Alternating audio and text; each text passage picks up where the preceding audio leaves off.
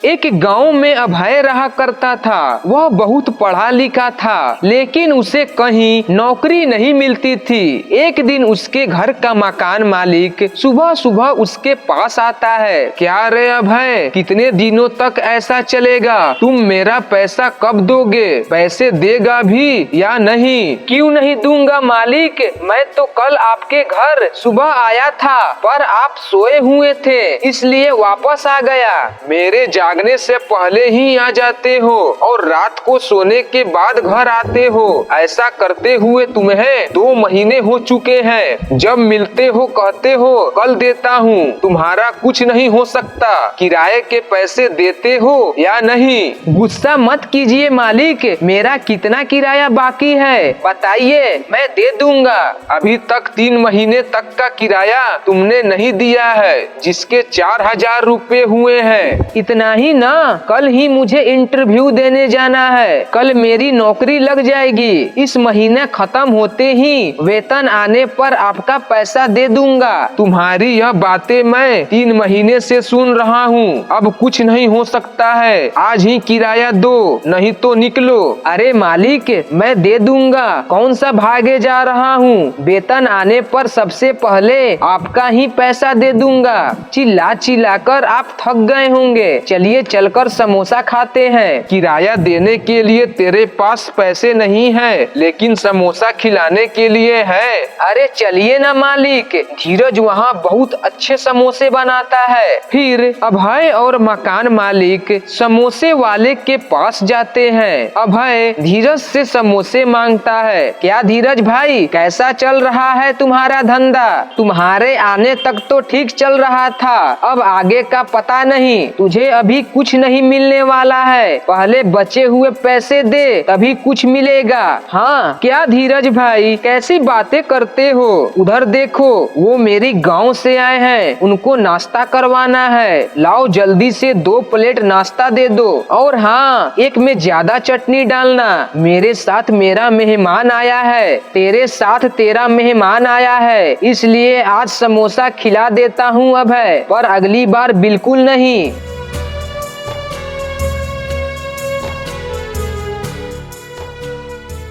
हा हा हा, समोसा खाकर मजा आ गया, और चटनी तो लाजवाब थी। मैं तो पहले भी बोलता था मालिक, पर आप ही नहीं मानते थे। धीरज, तुम्हारे कितने रुपए हुए हैं? पुराने और अभी का मिलाकर 60 रुपए हो गए हैं। हाँ हाँ ठीक है धीरज, कल से मैं नौकरी करने जाने वाला हूँ। फिर अगले महीने आखिरी में वेतन आने पर तुम्हारा पैसा दे दूंगा। क्या रे, पूछा तो तुमने ऐसे जैसे अभी पैसे दोगे, और ऊपर से मेहमान को भी ले आए हो। क्या रे, तुम भी इसके जैसे ही हो क्या? नहीं धीरज भाई, बस यूं ही। क्या धीरज भाई, ऐसा कहोगे तो मैं चुप नहीं रहूंगा। वो मेरे मेहमान हैं, उनको कुछ मत कहो। अरे बाप, अपने मेहमान को लेकर जाओ यहाँ से, और अगली बार पैसे लेकर ही आना। सुन लो, एक बार फिर कह रहा हूँ धीरज भाई, अगले महीने के वेतन आते ही तुम्हारे पैसा दे दूंगा।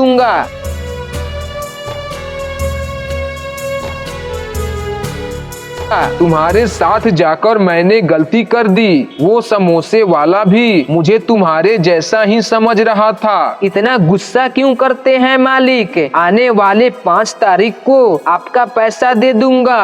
थोड़ी दूर आगे जाने के बाद, अरे भाई जरा जल्दी से दाढ़ी बना दो, कल मेरा इंटरव्यू है, मुझे घर जाकर तैयारी भी करनी है। ना ना अभय, मैं तेरी दाढ़ी नहीं बनाऊंगा। वैसे भी तेरे 15 बाल और दाढ़ी काटने के पैसे तुमने अभी तक नहीं दिए हैं। 15 दाढ़ी बाल के लिए तुम ऐसा कह रहे हो? जल्द ही तुम्हारा पैसा दे दूंगा, सिर्फ इस बार बना दो। आने वाले महीने की 5 तारीख को तुम्हारे सारे पैसे दे दूंगा। ठीक है, काम पर जा रहे हो इसलिए आखिरी बार कर देता हूँ, लेकिन अगली बार बिना पैसे की नहीं।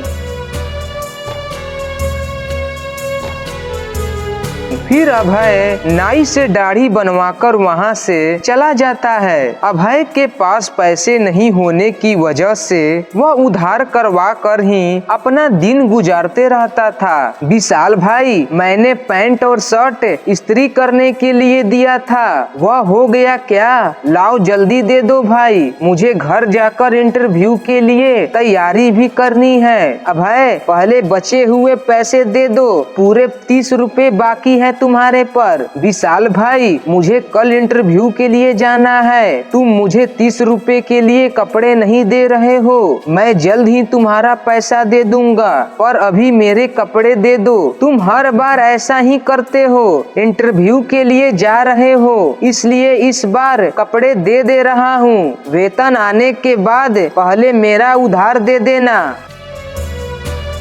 अगले दिन अभय शहर से इंटरव्यू देकर आता है। नौकरी मिल जाएगी यह कह के इंटरव्यू देकर आ रहा हूँ, पर 4 घंटा बैठाकर काम नहीं है भेज दिए। पता नहीं मुझे नौकरी कब मिलेगी, सारे लोगों के उधार कैसे चुका पाऊंगा, समझ में नहीं आता क्या करूँ। बहुत भूख भी लगी है। क्या हुआ अभय, बहुत परेशान लग रहे हो, क्या तुम्हें नौकरी मिली या नहीं? कैसी नौकरी चाचा, नौकरी देने वाला कोई है ही नहीं, यूं ही इंटरव्यू के लिए बुलाते हैं और समय हो जाने के बाद बोल देते हैं, यह लो चाय पियो और थोड़ा आराम करो बेटा।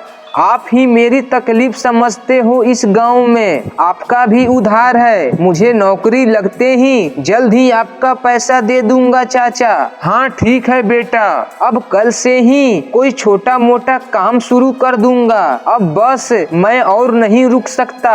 अगले दिन अभय एक दुकानदार के पास जाकर काम मांगता है। यह बोरी उस गाड़ी में रखूंगा, थोड़े बहुत पैसे मिल जाएंगे, उन पैसों से कुछ गुजारा हो जाएगा। ओ भाई, यह बोरी मैं उठाऊंगा, क्या मुझे इसके बदले पैसे दोगे?